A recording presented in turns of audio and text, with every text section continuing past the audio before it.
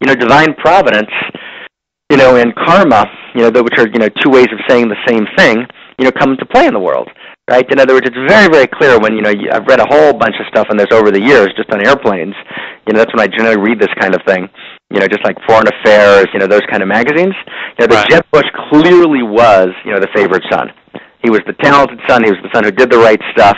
He was the son who followed the rules. He was the son who made Dad proud. And oh my God, George became president. It's a wild story.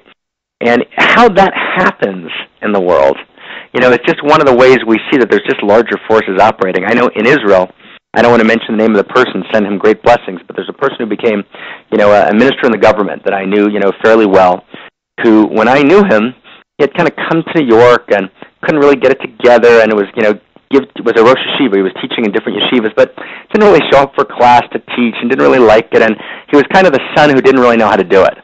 Mm-hmm. He couldn't quite get it together, and all his other brothers, like major stars, in Israeli society, and he came back to Israel, and again, because he didn't really get it together, so he would kind of go to settlers' meetings, you know what I mean? In other words, and little by little, in this kind of vacuum, he became just, he was the guy who showed up, the leader of the settlers' movement, and ultimately became, a major minister, and it was just kind of, it was one of the great Shakespearean absurdities about how that happens, how these things happen, and how we get where we get in life, and what moves us, and when we rise, and when we fall, and when we have kind of huge surges of success, and when we kind of have periods of just of failure, and of crisis, in a certain sense, of course we create all our reality, true and bullshit, in other words, not true. There's a larger force that kind of moves through, and I thought that was actually something deeply true in the movie. In other words, you couldn't quite track in the movie, how did this man become president? Right. Right. In other words, it was like, hello? Right? I mean, even Oliver Stone couldn't quite becoming president, it's a serious thing. Yeah. And I'm starting a new organization, and that's a good thing, and I hope we're going to have, beautiful national impact, and you're running your blog, and that's fantastic. But, becoming president's even more complex than that. The man became, yes, he was George Bush Sr.'s son. So in that sense, you kind of saw this larger hand in history. A larger frame of meaning in which people kind of have a sense of being fully autonomous, living their destinies, but actually, that living of destiny and autonomy is part of a larger, vision of history. And although that wasn't obvious in the movie, what you saw in the movie is that Oliver Stone himself couldn't quite figure out, how did this man become president? And that kind of larger sweep in history, and how our own individuality is actually part of a larger scheme, a larger hand, right, a larger vision, that kind of just set me thinking in the movie again about that, which is, of course, a core idea, in Hebrew religion, is that God's also a God of history. And that was also a kind of big theme in the movie. Yeah, I had some thoughts on the portrayal of religion in the movie. I did not relate to the Christianity, which is a major theme in the movie, and right. This whole notion of that one is called. About a week before I watched the movie, I saw a commercial on YouTube that starred a young Russell Crowe, and he was in a commercial for Avondale College, which is the Seventh-day Adventist college where I grew up. And it's all about the ministry. You have to feel a call from God to it, and it just seems so unreliable. I mean, from a Jewish perspective, we believe that the last time that God called people was I think Micah the prophet. The prophecy ended essentially about 2,400 years ago, and we don't rely on that. In fact, we strongly distrust people acting just because they feel called by God.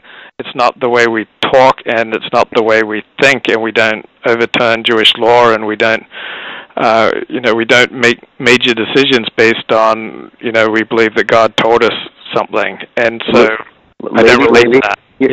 Here you're betraying both your Lithuanian misnagdish, they would call it, tendencies, and also I would say your Pregarian tendencies. Right? In other words, you're expressing, very well, as you often do, one side of the story, right? There is a side of it's kind of like saying God's not in trees, right? There is a side of the story that says what you just said. That is to say, right, the famous, Talmudic passage, it's not in heaven. Right, where there's this famous Talmudic debate, and the rabbis kind of have their opinion, and a voice from the heavens comes out and says, no, it's really this way, and Joshua stands up and says, lo b'shamayim, it's not in heaven. So that notion of kind of human autonomy, and we're not guided by divine voices, is a moment in Talmudic thought, but there's an equally strong moment in as many passages, and this moment became very powerful in Kabbalah, and particularly in Hasidism. And Hasidism, as of course you know, as a man who damas in Chabad, occasionally, right, is not a peripheral movement in which actually, the sense of the individual being called, the sense of the individual hearing the call, but is actually very powerful. As a matter of fact, the Zohar, reads the text, and God called Abraham and said, go to the land, as an actual perpetual call to every individual human being in a different way, and that what made Abraham special is that not that he was called, but that he responded to the call, right?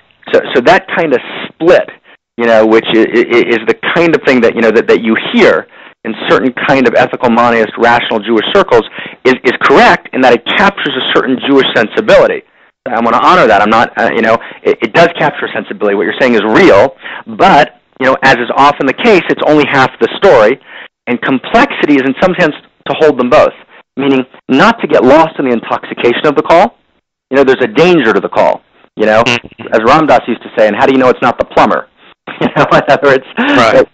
Who's calling, right? And so the ability to be, Freud always said, right, man's ability to be a genius, right, is the genius of self-deception, right? And so there's a danger, in the intoxication of the call, and the idea of just kind of living an ethical life, living a good life, and if you make a mistake, picking yourself up again, transforming and evolving further, and then doing it again and again, constant, challenge to live ethically, do tshuva, live ethically again. That's the Jewish cycle, right? We do tshuva every day, meaning we repent every day for whatever we've done wrong. Every year we do, a kind of account of that year, and we keep trying to, spiral upwards in ethical behavior, based on a very this-world kind of focus on how we live. Yes, that's all true, and, and inspiration is real, and the call is real, and what's actually interesting if you think about it, this is something that Rabbi Soloveitchik pointed out many, many years ago.